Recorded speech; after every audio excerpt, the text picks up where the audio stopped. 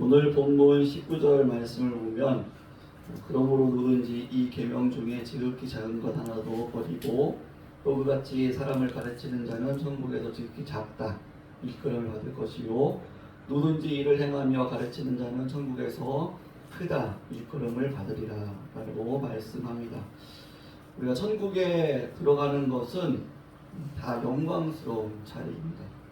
하지만 오늘 말씀을 보면 그곳에서 모든 성도가 다 똑같은 위치에 있는 것이 아니다라고 말씀하고 있죠. 그곳에서도 작다 일컬음을 받는 자가 있고 또 크다 일컬음을 받는 자가 있다라고 말씀하고 있습니다. 오늘은 그럼 천국에서 작은 자는 누구이고 큰 자는 누구인지에 대해서 알아보도록 하겠습니다. 천국에서 큰 자와 작은 자가 누구인지를 알기 위해서는 우리 19절 앞에 내용, 19절 앞에 보면 그러므로라고 있죠. 그러므로인데 그 앞에 내용을 먼저 이해를 해야 됩니다. 17절 말씀에 내가 율법이나 선지자를 폐하러 온 줄로 생각하지 말라. 폐하러 온 것이 아니요 완전하게 하려 함이라 라고 말씀합니다. 그 당시 바리새인들과 서기관들은 예수님을 율법을 지키지 않는 사람, 율법을 폐하러 온 사람이다 그렇게 생각을 했습니다. 왜냐하면 예수님께서는 안식일에 병자를 고치셨고 또 죄인들과 함께 식사를 하셨습니다. 메시아는 하나님께 보냄을 받은 사람으로 정의를 실천하고 불의를 벌하며 율법을 행하는 사람을 구원하고 그들에게 상을 주는 자라고 그렇게 인식을 하고 있었는데 예수님께서는 죄인들과 식사를 할 뿐만 아니라 내가 의인을 부르러 온 것이 아니요 죄인을 부르러 왔다 그렇게 말씀을 하시죠. 이렇게 예수님께서 메시아다라고 말씀하시면서도 예수님의 행동을 보면은 그들이 생각한 메시아가 아니었죠. 예수님께서는 죄인들과 함께 식사하면서 같이 식사한다는 것은 무슨 의미입니까? 그들과 함께 친구가 된다는 것이죠. 친구. 죄인과 함께 친구로 그렇게 사셨고 또 안식일을 온전히 지키지 않고 안식일에 병자를 고치시다든가 혹은 안식일에 제 아들이 배가 고파서 이삭을 훑어먹는다든가 이런 모습들을 보면서 왜 예수님이 메시아면은 안식일을 지키지 않느냐 율법을 온전히 행하지 않는다 그렇게 이야기를 했습니다. 그리고 예수님께서는 금식하지 않고 오히려 제자들과 함께 그 사람들과 함께 먹고 마시면서 그렇게 교제했던 모습들을 볼 수가 있죠. 그래서 바리새인들이 아니 우리들은 금식하고 요한의 제자들도 금식하는데 왜 예수님의 제자들은 금식하지 않고 그렇게 먹고 마시고 그럽니까? 그렇게 비난하는 것들을 볼 수가 있습니다. 자, 이렇게 해서 예수님의 모습을 보면은 전혀 그들이 생각했던 율법의 그런 규례들과 맞지 않았기 때문에 바리새인과 서기관들은 예수님은 율법을 혼란스럽게 한다. 율법을 폐하러 왔다.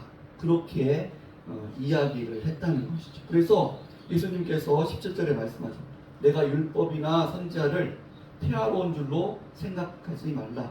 폐하러 온 것이 아니요 완전하게 하려 함이다 라고 말씀을 하고 있습니다. 그럼 예수님께서 이 율법을 완전하게 한다는 것 이것이 무슨 의미인가를 좀 생각을 해야 됩니다.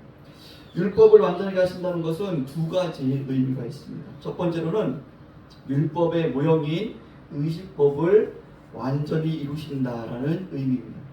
우리가 율법을 보면은 크게 의식법과 도덕법 두 가지로 나뉘어 있는 것을 볼 수 있습니다. 의식법은 우리가 잘 알고 있는 것처럼 구약에 번제를 드린다든지 화목제를 드린다든지 이런 제사들 그리고 할례와 같은 어떤 경건법 그리고 유월절과 같은 어떤 절기 그리고 음식과 의복에 제한을 두는 이러한 법들이 보통 의식법입니다. 의식법.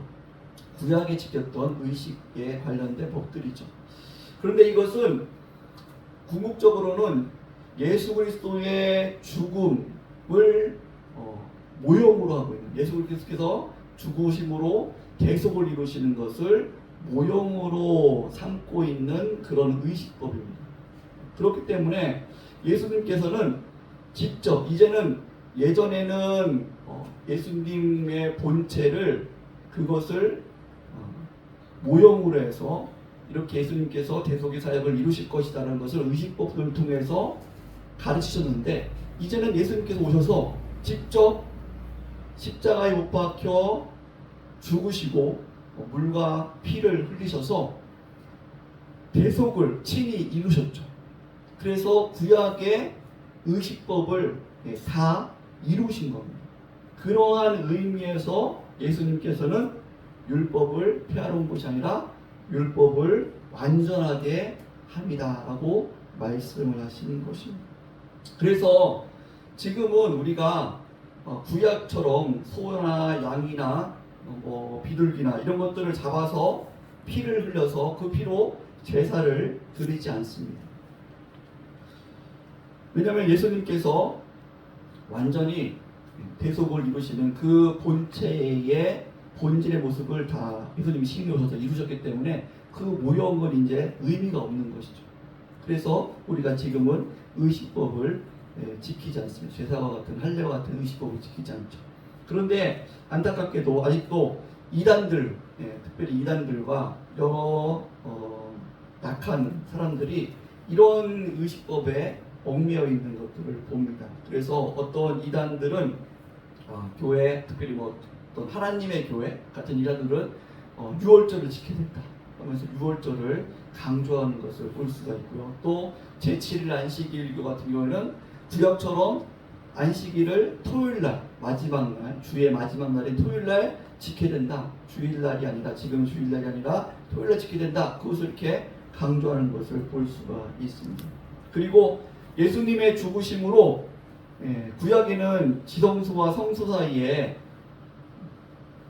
휘막이 있었는데 예수님께서 십자가에 죽으심으로 이 휘막이 아래부터 위로 갈라졌죠. 쫙 갈라지면서 이제는 예수님 하나님 앞에 나갈 때에 모든 사람이 하나님 앞에 나갈 때에 예수님의 공로에 힘입어서 친히 하나님 앞에 나가 죄를 회개하고 기도할 수 있는 길들이 열린 겁니다. 그럼에도 불구하고 아직도 천주교에서는 고해성사라고 해서 친히 하나님 앞에 회개하는 것이 아니라 어떤 신부를 거쳐서 신부에게 이렇게 대신 고해성사를 해서 신부가 죄를 하나님 앞에 아뢰고 또 이렇게 죄를 사해주는 그러한 일들이 아직 있는 것, 이런 것들은 아직까지도 예수님께서 율법을 완전히 이루셨다라는 것을 잘 이해하지 못하는 그런 무지함에서 오는 모습인 것을 우리는 볼 수가 있습니다. 자, 성도 여러분, 율법은 하나님의 뜻을 계시하여 사람들에게 알려주는 규범입니다.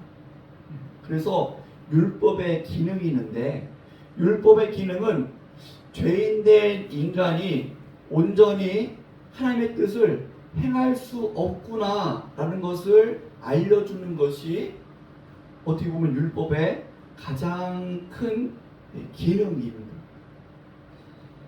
여러분, 우리가 육체적으로 어떤 간음이라고 말할 때에 우리는 보통 육체적인 어떤 행위 그런 것들을 간음으로 그렇게 정의짓고 그렇게 범죄라고 규범을 합니다. 하지만 성경에 보면은 예수님께서 뭐라고 말씀하십니까? 마음에 음욕을 품는 자마다 다 간음한 자다라고 말씀하고 있습니다. 그것이 율법입니다. 그것이 하나님께서 정하신 그런 죄의 모습입니다. 살인하는 것에 대해서도 우리는 살인을 어떤 내가 다른 사람을 해함으로 그를 죽이는 것, 이것을 살인으로 정의합니다.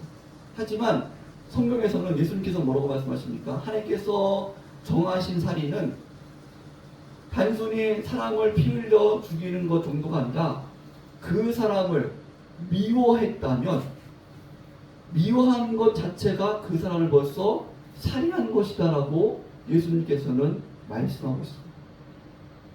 이러한 하나님의 율법에 비춰볼 때에 저나 여러분이나 매 순간 간음하지 않고 살인하지 않는 사람이 어디 있겠습니까?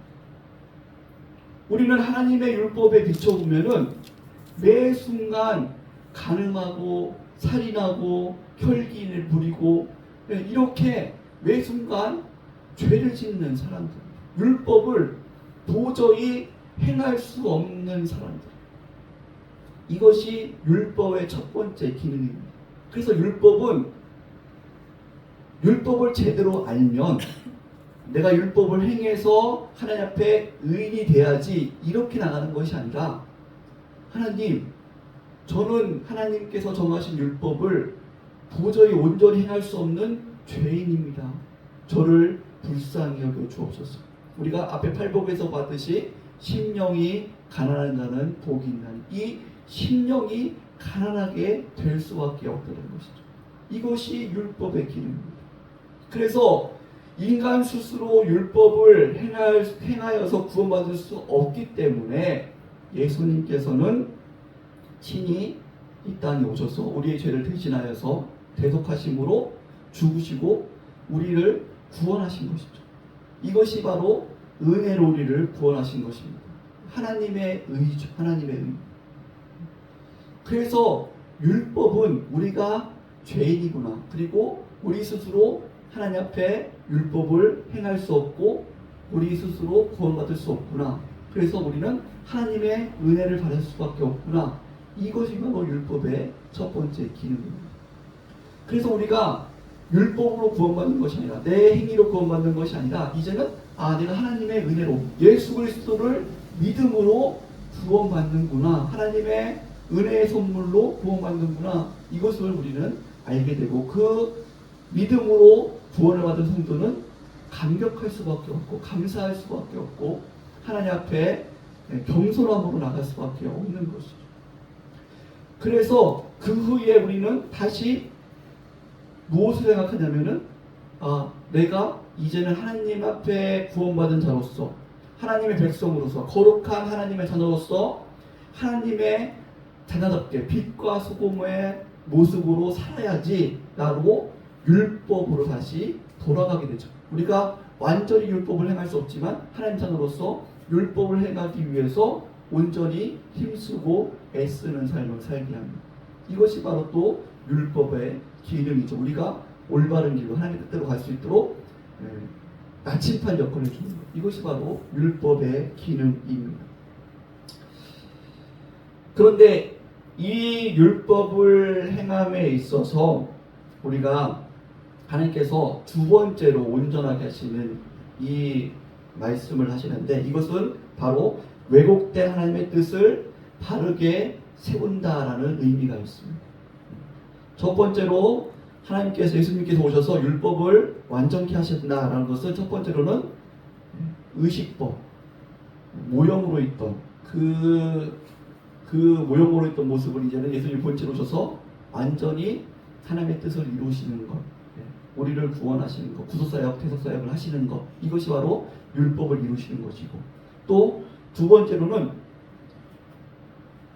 율법, 이스라엘 백성들이 하나님의 말씀을 받아서 그들이 율법을 지킨다고 하지만 율법을 잘못 해석하고 자기 나름대로 잘못 규례를 만들어서 자신들은 율법을 지킨다고 하는데 오히려 그것이 하나님의 뜻을 가리는 그런 경우들이 많이 있었습니다. 그래서 예수님께서는 다시 오셔서 그 율법을 완전케 하시죠.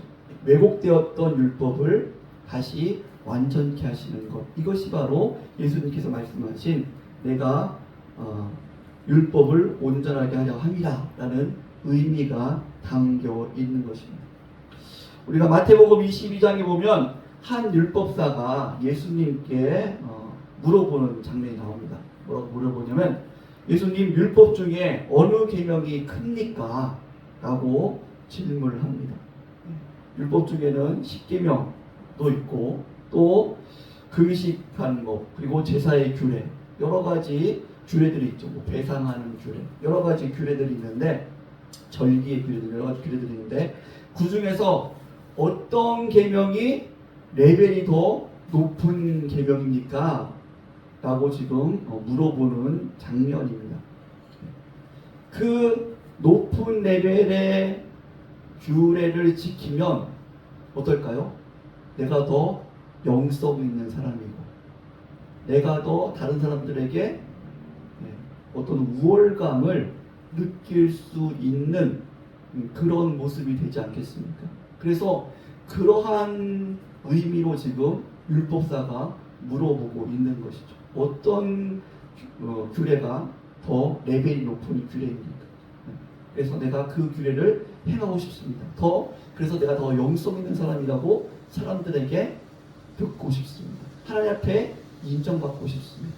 그런 의도가 지금 담겨 있는 질문입니다. 그런데 예수님께서는 이러한 질문에 대해서 뭐라고 답하시냐면, 어떤 계명을, 그 율법사가 의도한 대로 어떤 계명을 알려주는 것이 아니라 뭐라고 말씀하십니까? 내 마음을 다하고 목숨을 다하고 뜻을 다하여 주 너희 하나님을 사랑하라 하셨으니 그것이 크고 첫째 되는 계명이요 둘째도 그와 같으니 내 이웃을 내 자신과 같이 사랑하라 하셨으니 이 두 계명이 온 율법과 선지자의 강령이니라 라고 말씀하고 계십니다. 율법사는 어떤 계명이 더 고급스러운 계명입니까?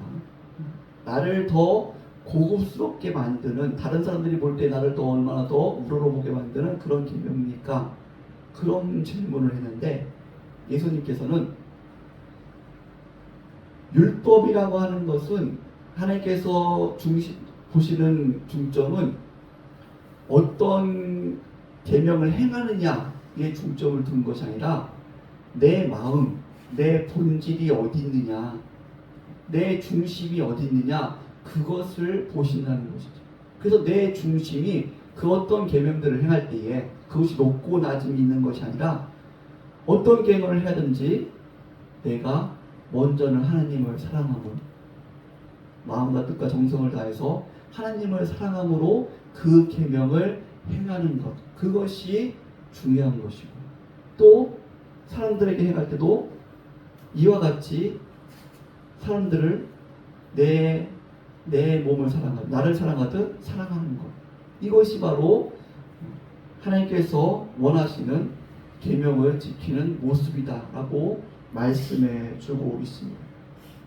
사랑하는 성도 여러분, 그래서 오늘 말씀 가운데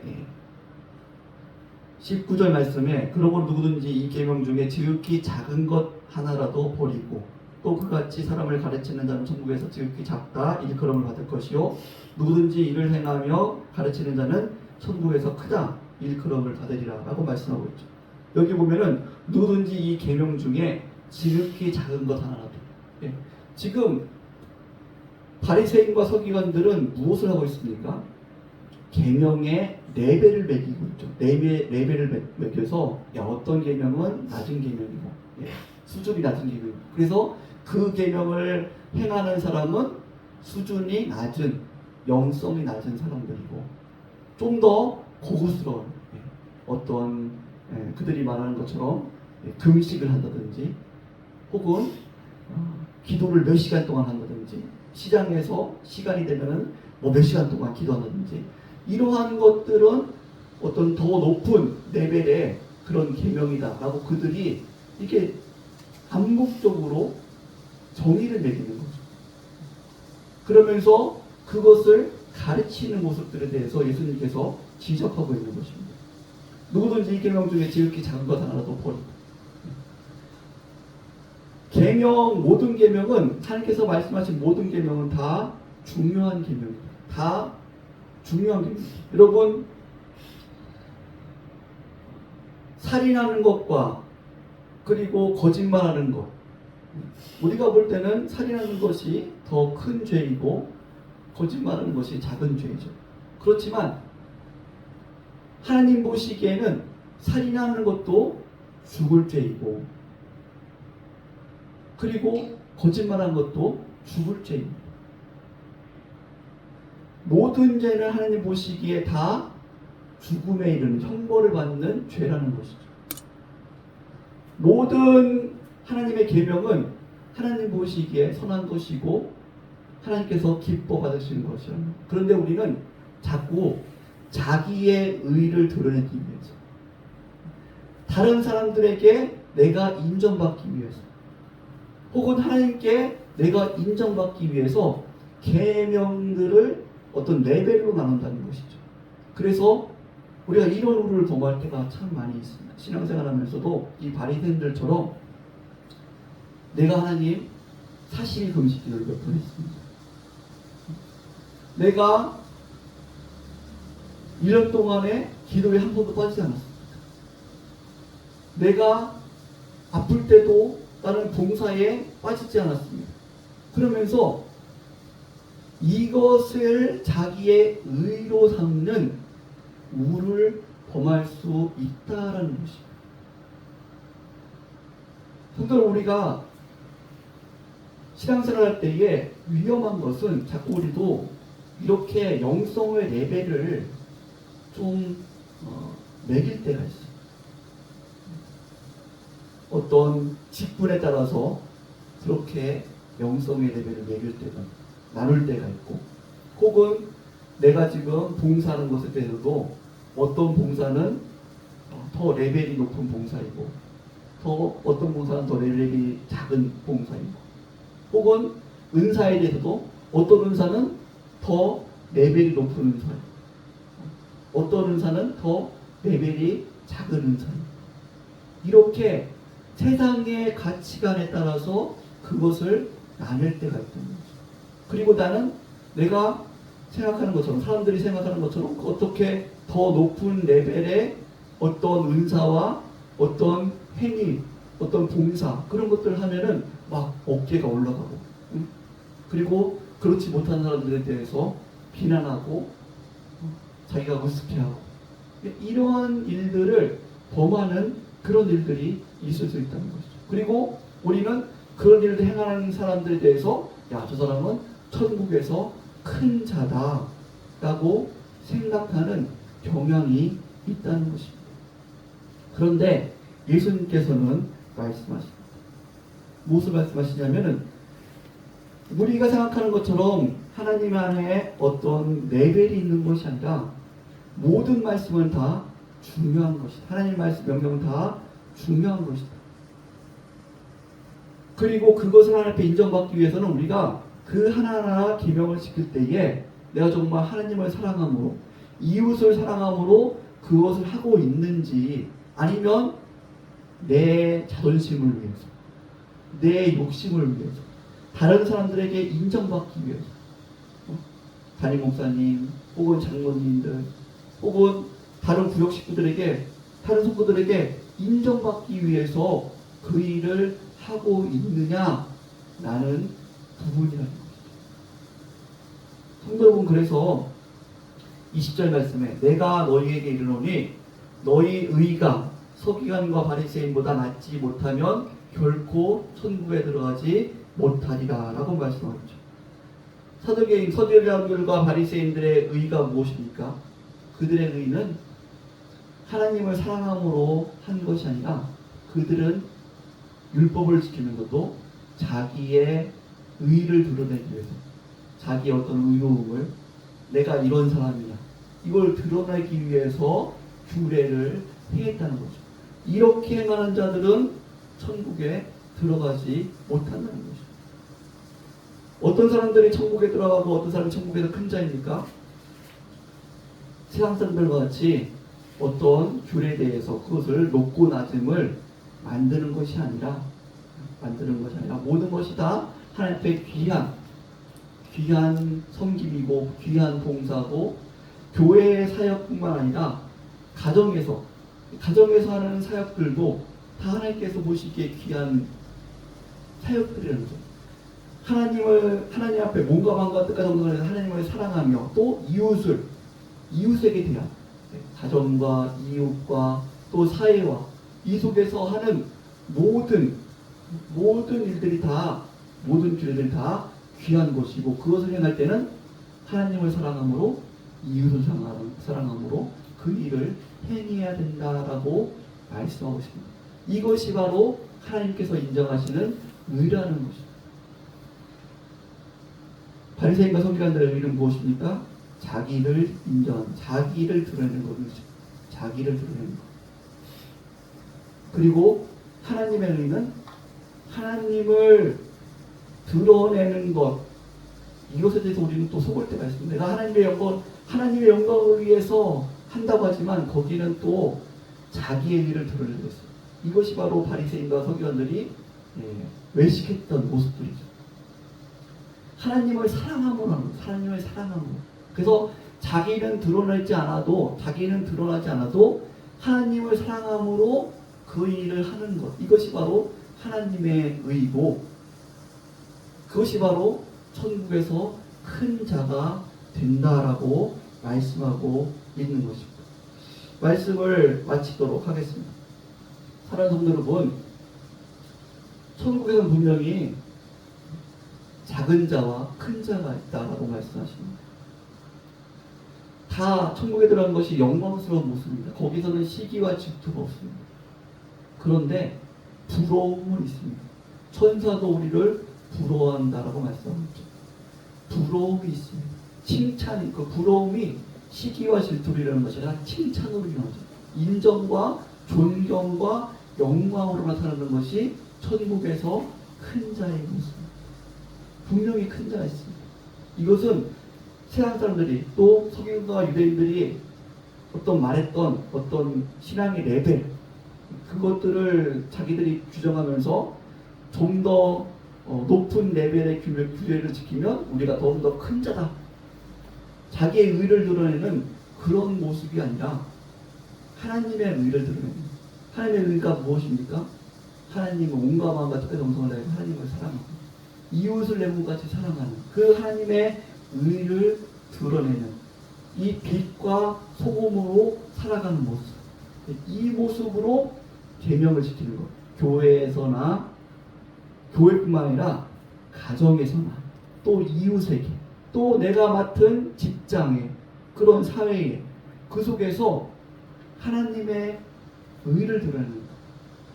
하나님을 사랑하고 그 이웃을 사랑해서 하나님을 기쁘게 드리고 이웃을 감격시켜주고, 당신 때문에 내가 정말 행복합니다, 이러한 말을 들을 수 있는 그런 섬김이 있는 것.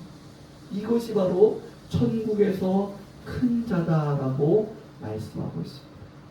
그래서 오늘 이 하나님의 뜻을 우리가 바르게 이해함으로 말미암아서 무슨 일을 하든지, 무슨 계명, 나에게 어떤 사명을 맡겨주든지 그 일을 할 때에 사람에게 보이려고, 사람에게 인정받으려고 하는 것이 아니라, 사람에게 칭찬받으려고, 나를 높이려고 하는 것이 아니라 그냥 하나님을 사랑함으로, 이웃을 사랑함으로 그 일을, 모든 계명을 다 지켜서 빛과 소금으로 또 하나님 앞에 인정받고 사람들에게 칭찬받고 천국의 큰 자가 되는 우리 성도들 되시기를 예수님의 이름으로 축복합니다. 아멘. 우리 같이 기도하시겠습니다.